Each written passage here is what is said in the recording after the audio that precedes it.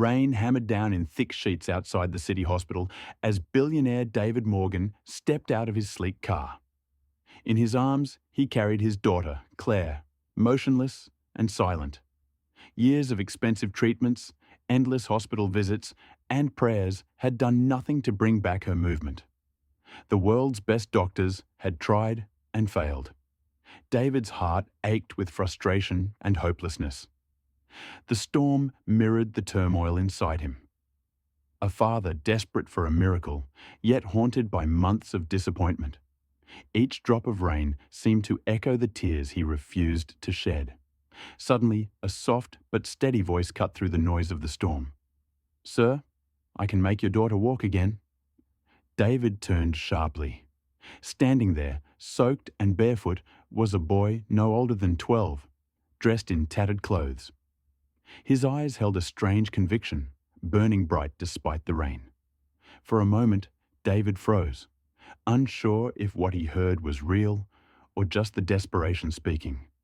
The boy's calm confidence unsettled him, a claim that sounded impossible. Yet impossible was all David had left. 2 years earlier, Claire's world had changed forever. A car accident left her paralyzed from the waist down.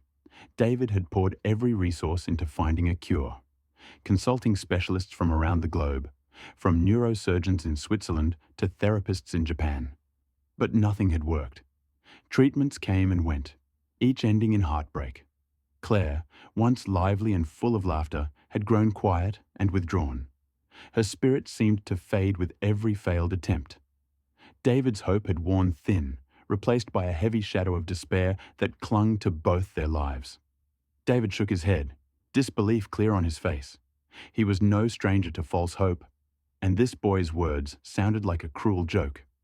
Security guards moved toward the boy, ready to escort him away. But the boy didn't flinch. His gaze stayed locked on Claire. Then, quietly, Claire tugged at her father's sleeve. "Please, Dad, let him try." Her voice was weak but filled with hope. David hesitated but finally nodded, signaling the guards to step back. Something about the boy made him pause, just enough to give him a chance. They slipped behind the hospital, away from prying eyes. The boy knelt beside Claire, closing his eyes and whispering words David couldn't understand. A strange, ancient language carried by the wind. His trembling hands hovered inches above Claire's knees. A soft warmth spread through the air, pushing back the cold dampness. Minutes felt like hours as David watched, breath held, heart pounding. Then, barely noticeable at first, a faint twitch in Claire's toes. David's eyes widened in disbelief. Was this really happening? The boy's face remained calm, focused, sweat beading on his brow as he continued his mysterious prayer. Claire's eyes fluttered open, and she blinked as if awakening from a long sleep. Slowly, her legs twitched again, then moved just a little more. David's breath caught in his throat. "Do it again," he whispered, voice trembling. The boy nodded and concentrated harder. Claire pushed herself upright, her legs shaking but moving forward. Tears streamed down David's face as she took her first shaky step. Then another. Laughter, soft and joyous, escaped Claire's lips for the first time in years. The impossible had happened. The boy, exhausted, slumped back, his work done.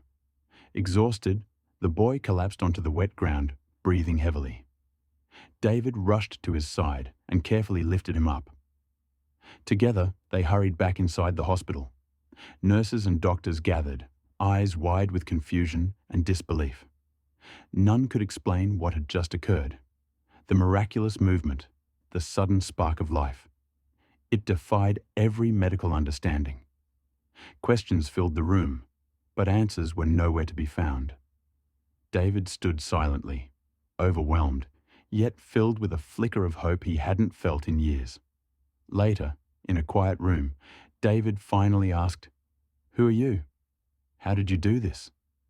The boy looked up and smiled faintly.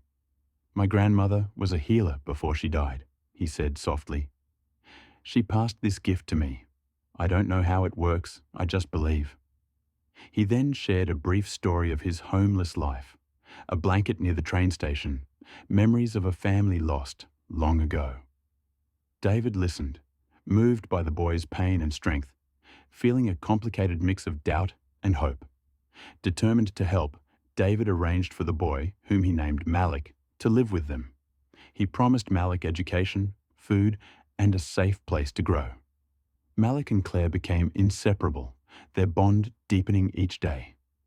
Doctors reviewed the case repeatedly, unable to explain the miracle, but unable to deny it either. The hospital buzzed with curiosity and awe.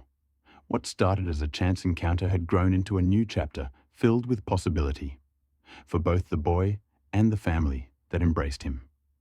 Inspired by Malik's gift, David founded the Malik Foundation to support homeless youth with special talents and underprivileged healers. News of Claire's miracle spread quickly, capturing hearts around the world and inspiring countless others to believe in hope beyond reason. For David, this journey had changed everything, teaching him that true miracles often come from unexpected places. Now, whenever someone speaks of miracles, he smiles quietly and says, "I met one." The boy who arrived barefoot in the rain didn't just heal a girl. He healed a man's heart and renewed a world of possibilities.